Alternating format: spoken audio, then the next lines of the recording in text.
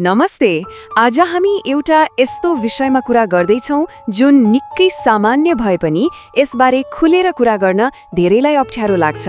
Erection समस्या, जसलाई erectile डिस्फङ्क्सन पनि भनिन्छ। आखिर यो के हो र यसको समाधान के हुन सक्छ? ल आउनुहोस् यसलाई सँगै मिलेर बुझौँ। धेरै जसोको दिमागमा के हुन्छ भने यो समस्या त उमेर बढेपछि मात्र देखिन्छ। तर के यो साँच्चै त्यस्तै हो त? वास्तवमा यो धारणा पुरै सही होइन।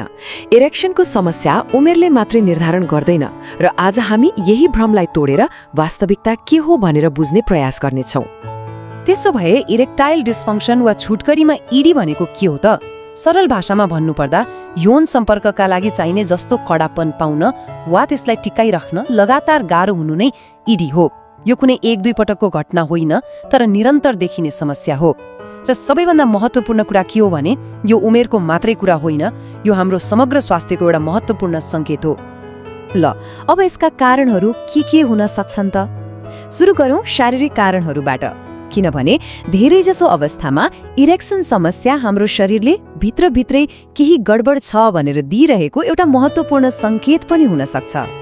हेर्नुहोस्, यसका केही मुख्य शारीरिक कारणहरू छन्, जस्तै मधुमेहले स्नायु र रक्तनलीमा असर गरेर रगतको प्रवाहलाई कम गराइदिन्छ। त्यस्तै उच्च रक्तचाप र मुटु सम्बन्धी रोगले पनि रक्तनलीलाई साँघुरो बनाउँछ। मोटोपना, हर्मोनको गडबडी अनि हाम्रो जीवनशैली जस्तै चुरोट र रक्सीको अत्याधिक सेवनले पनि यो समस्यामा सिधै असर पार्छ। तर के यो समस्या शारीरिक मात्रै हो त? होइन, हाम्रो मानसिक अवस्थाको पनि यसमा ठूलो हात हुन्छ। हाम्रो दिमाग र शरीरको सम्बन्ध एकदमै गहिरो छ र इरेक्सनको प्रक्रियामा दिमागको भूमिका त सायद सबैभन्दा महत्त्वपूर्ण हुन्छ। तनाव, चिन्ता र डिप्रेसन जस्ता मानसिक समस्याहरूले सिधै असर गर्न सक्छ, खास गरी पर्फर्मेन्स एन्जाइटी। मतलब यौन सम्पर्कको बेला राम्रो गर्न सक्दिन कि भन्ने डरले एक किसिमको दुश्चक्र नै बनाइदिन्छ।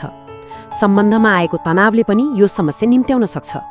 र अर्को महत्त्वपूर्ण कुरा, कहिलेकाहीँ हामीले खाइरहेका औषधिहरू जस्तै प्रेसर वा डिप्रेसनका औषधिको साइड इफेक्टको रूपमा पनि यो समस्या देखिन सक्छ।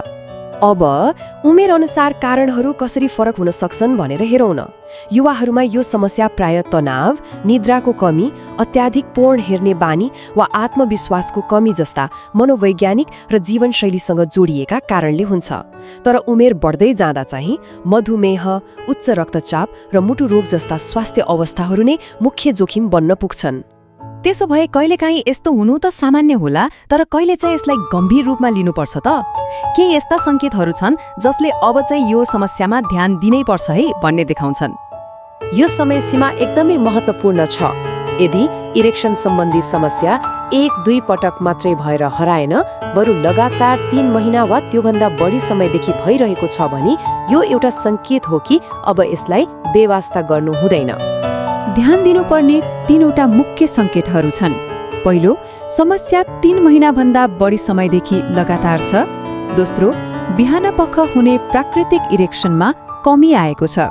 र तेस्रो, यदि मधुमेह वा उच्च रक्तचाप जस्ता अरू स्वास्थ्य समस्याहरू पनि छन् भने यो ती रोगहरूकै एउटा लक्षण पनि हुन सक्छ।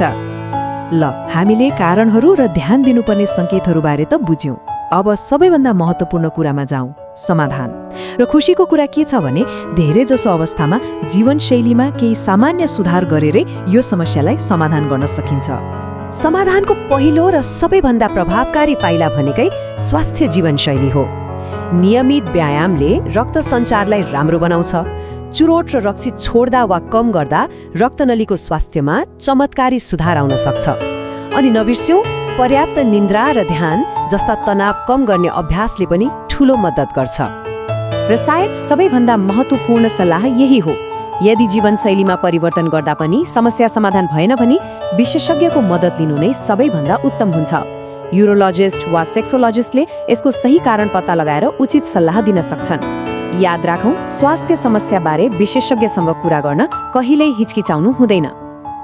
र अन्तमा एउटा प्रश्नमा विचार गरौँ, के यो समस्या यौन स्वास्थ्यको मात्र हो वा यो हाम्रो समग्र स्वास्थ्यको ऐना हो? आजको हाम्रो विश्लेषणले के स्पष्ट पार्छ भने इरेक्सन समस्या अक्सर हाम्रो शरीरले दिइरहेको एउटा चेतावनी हो जसले मुटु, रक्तनली वा मानसिक स्वास्थ्यमा ध्यान दिनु जरुरी छ भनेर बताइरहेको हुन सक्छ। त्यसैले यसलाई केवल एक यौन समस्याको रूपमा मात्रै होइन, समग्र स्वास्थ्यको एउटा महत्त्वपूर्ण सूचकको रूपमा हेर्नु एकदमै जरुरी छ।